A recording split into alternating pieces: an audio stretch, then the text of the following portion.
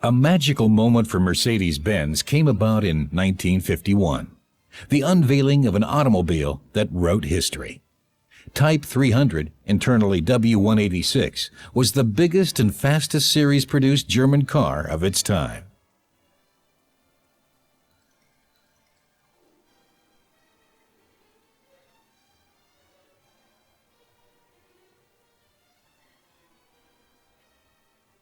A refined sedan car of distinguished class, it quickly became the preferred vehicle of famous German statesmen.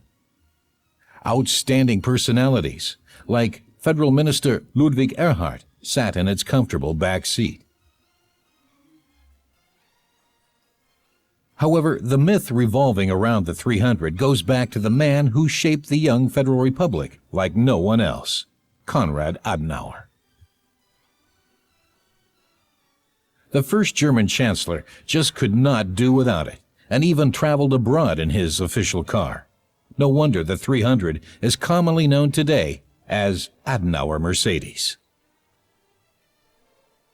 Just like Type 220, the 300 was run by a 6-cylinder engine with an overhead camshaft.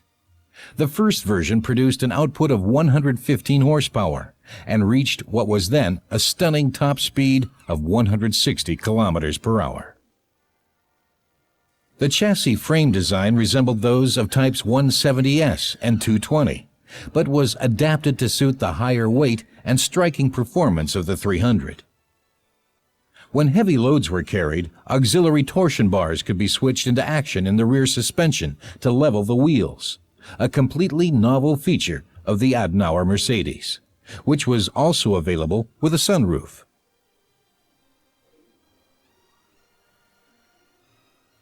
Another option, the Cabriolet D with 5 or 6 seats. The first substantial improvements were carried out in 1954. The output of the new version, internally dubbed 300B, was raised to 125 horsepower. Brake shoes were enhanced and brake boosters added. What made the 300B distinguishable were front ventipanes, chrome fittings on the rear fenders, and overriders on both sides.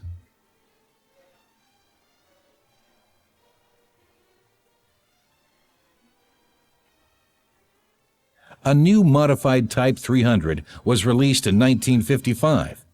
The new version, internally called 300C, was discernible by its broadened rear window and the bigger tires. It was also provided with a single-joint swing axle. As an extra, Mercedes-Benz offered an automatic transmission for the first time.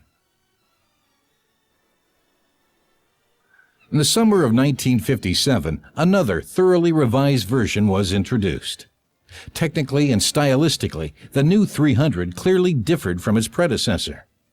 Its design designation, W189, separated the internally named 300D into an independent model range.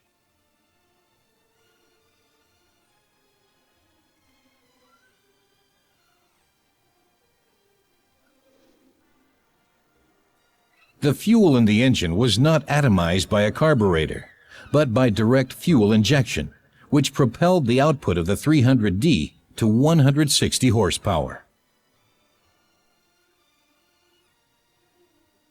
By request, the new Adenauer Mercedes was available with servo steering, and starting from December 1958, even with air conditioning. Incidentally, for the first time in a Mercedes-Benz passenger car. First and foremost, the body was modernized, which became apparent with the broadened window areas.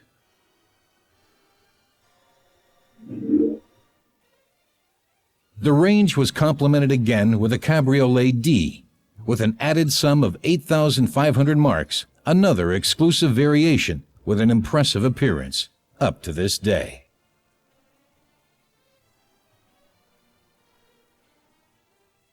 Der Gewinner ist jeder Käufer eines Mercedes-Benz-Wagens, denn die gewonnenen Erfahrungen kommen ihm in allen Fahrzeugen, die den Mercedes-Benz-Stern tragen, zugute. Sie werden ehrlich überrascht sein und ebenso ausgeruht in die Konferenz kommen wie diese beiden Herren.